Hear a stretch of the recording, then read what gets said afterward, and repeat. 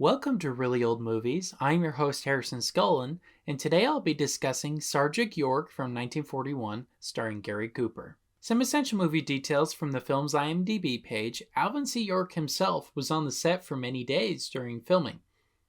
When one of the crew members tactlessly asked him how many Jerrys he had killed, York started sobbing so vehemently he threw up. This crew member was nearly fired, but the next day York demanded that he keep his job. Just kind of proving into how, nice of a person he was, even during that crazy moment.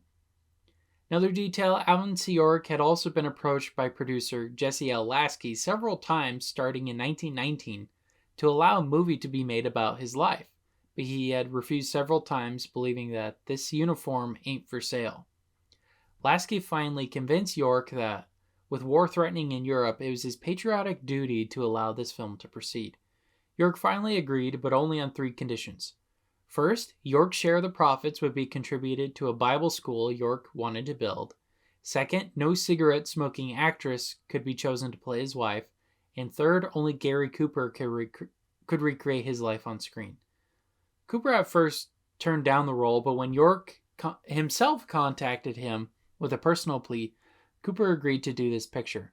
Strangely enough, York did not mind the fact that Cooper was a chain smoker.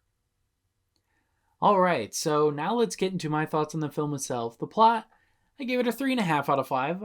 I thought it was good, and this is a biopic based on a real guy, and the issues I have aren't really with his life. In fact, it's a very fascinating and interesting story.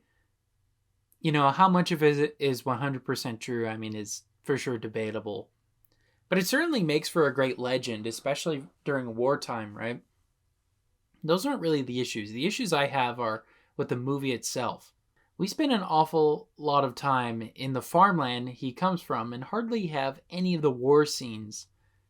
I figured the first act would probably be mainly that, but it seemed to be a really, really long time and went on forever and ever.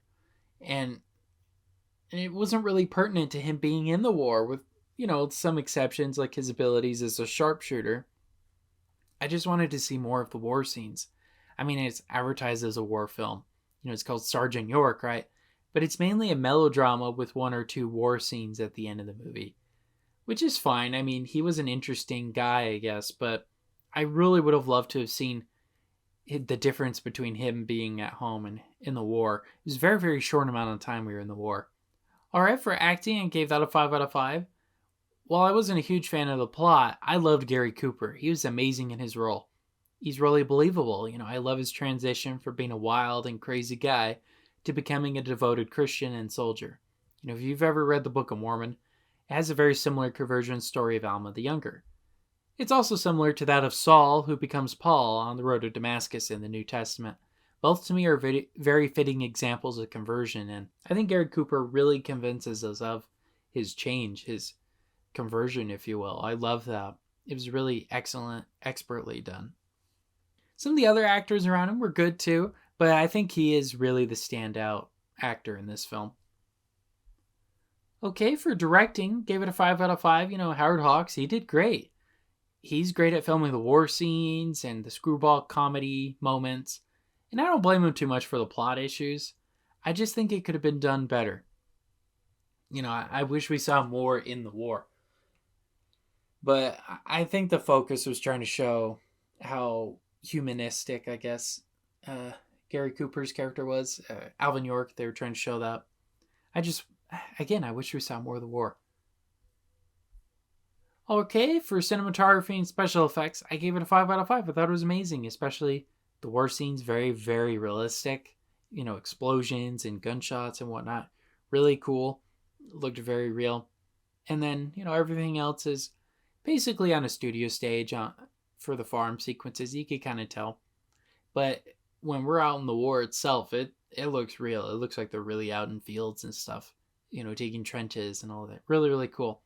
So yeah, I really like the cinematography and set pieces and whatnot. Really excellent. Okay, for music, I give it 4 out of 5. Good, just your average, musical score. Nothing to write home about. It's good and whatnot. It's using good scenes. It's used good in scenes. Yeah, I no real issues with it. Not very memorable though. Alright, so tallying that all up, that brings my Letterboxd score to 4.5 out of 5. So would I recommend this movie? Yes, I would. It's great insight into the life of a real American hero. Just keep in mind the war scenes are very abrupt, and the majority of the film is him at home on his farm. It's not advertised that way, but that is how the film is. Okay, well, those are my thoughts on Sergeant York from 1941. Thank you so much for listening to today's episode. Make sure to follow me on Instagram and Facebook at Really Old Movies, where I discuss details about the week's particular film. New podcast episodes are released Saturdays at 8 p.m. Pacific Standard Time on Apple Podcasts, Spotify, and YouTube.